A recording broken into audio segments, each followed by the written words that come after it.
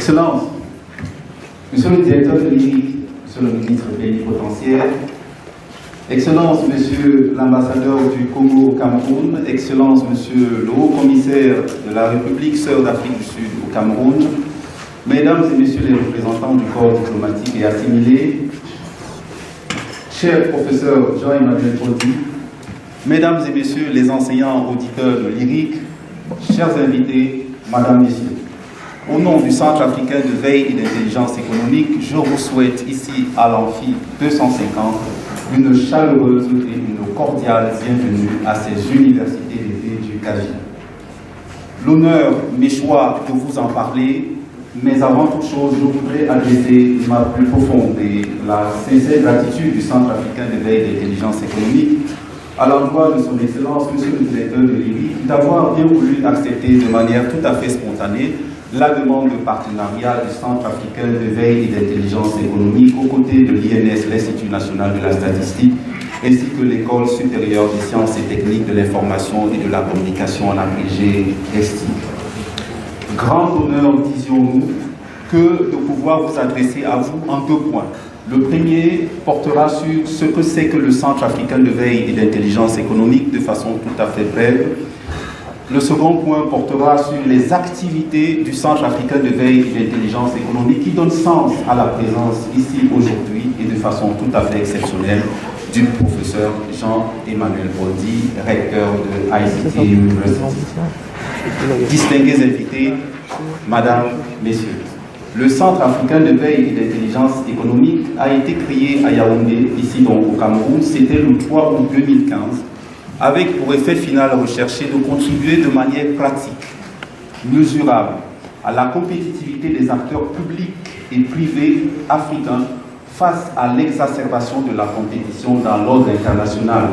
Nous avons deux points à l'arrière-plan. Le premier, c'était une déclaration de Jiang Zemin, alors Premier ministre chinois, 1995. Il fait cette déclaration tout à fait inattendue aux chefs d'entreprise chinoises. Il leur dit, je le cite, « Sortez, sortez, sortez, devenez des entrepreneurs mondiaux ». Quelques années plus tard, Michel Camdessus dit, contre toute attente aussi, l'avis de plusieurs analystes, il dit, je le cite, Michel Camdessus, ancien directeur du Fonds monétaire international, ancien directeur de la Banque de France, déclare « L'Afrique est la nouvelle frontière du développement mondial ». Donc, lorsque le 3 août 2015, eh bien, nous sommes autour d'une table, ici même à Yaoundé, avec un Algérien, avec un Sénégalais, un Congolais, une Djiboutienne et un Camerounais, eh bien, nous nous rendons compte que travailler par la concurrence dans l'ordre international, si rien n'est fait par rapport à ce qui est déjà exécuté, eh bien, nous allons être mangés par la compétition internationale. C'est ainsi que naît donc le CAGI. Donc, le cœur du réacteur est l'intelligence économique ainsi que la veille. Comment la comprenons-nous, cette intelligence économique? De trois manières. D'abord comme un état d'esprit, ensuite comme un processus, et enfin comme un dispositif de questionnement, de collecte, de traitement, d'analyse rapide, légaux et sécurisée de l'information qui est utile à la prise de décision lorsqu'on a un territoire concurrentiel, hostile ou incertain. Au moment où je vous parle, le Centre a une exposition effective dans 38 pays dans le monde et un bureau en Europe qui s'appelle le CAGI Europe.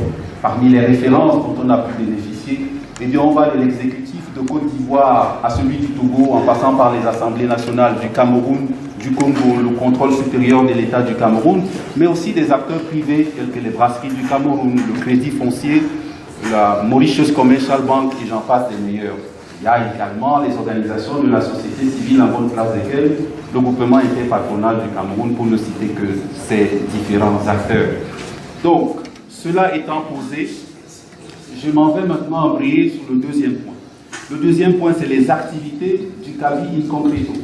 Que faisons-nous dans ce centre? Eh bien, d'abord, nous produisons de la connaissance.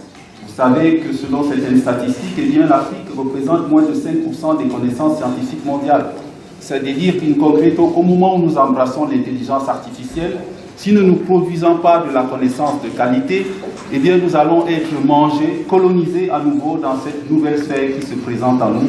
Et c'est le premier lien que je fais ici avec la présence du professeur Jean-Emmanuel Pondy, l'orateur du jour, la production de connaissances et ces 25 ouvrages qui, monsieur le ministre l'a dit fort opportunément tout à l'heure, en fait un maître à penser.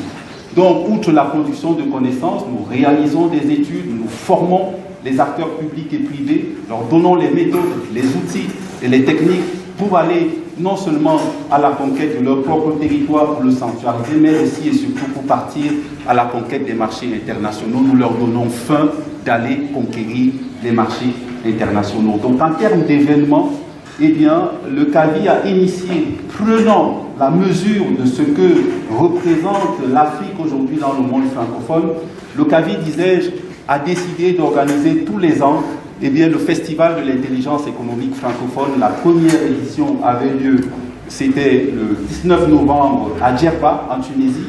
C'était en marge du 18e sommet des chefs d'État et de gouvernement des pays membres de la francophonie, à l'effet pour nous de doter ces acteurs-là de plus de compétitivité face aux grands blocs concurrents. Ensuite, nous avons décidé de lancer la Journée africaine de l'intelligence économique. La dernière édition s'est tenue dernièrement, les 30 et 31 mai, c'était au Sofitel Montfébé, et nous avons traité singulièrement de la place de l'intelligence artificielle dans son apport à la compétitivité des acteurs publics et privés. Et j'ai le privilège et l'honneur tout à la fois d'indiquer aux représentants de la République sœur du Nigeria que la prochaine édition de la Journée africaine de l'intelligence économique se tiendra à Abuja les 29 et 30 avril prochains.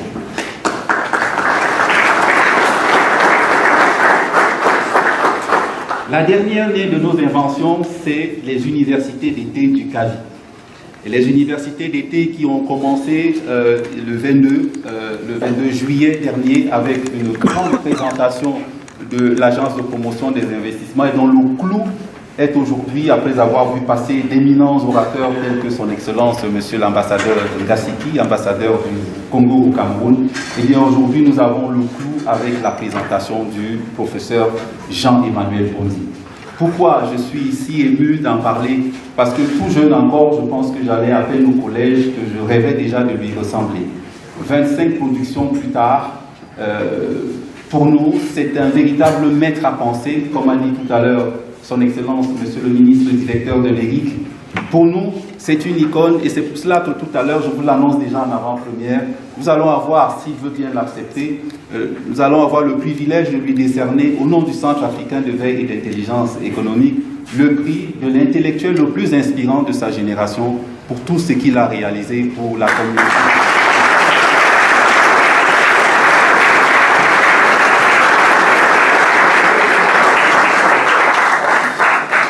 Donc, sans plus attendre, chers professeurs, je vous laisse le privilège, la chance tout à la fois, de nous faire déguster ce que Rabelais appelait la substantifique moelle de ce que vous avez réalisé au cours des dernières années. Mesdames et messieurs, distinguished guests, ladies and gentlemen, I wish you a nice and a fruitful conference. Thank you for your attention.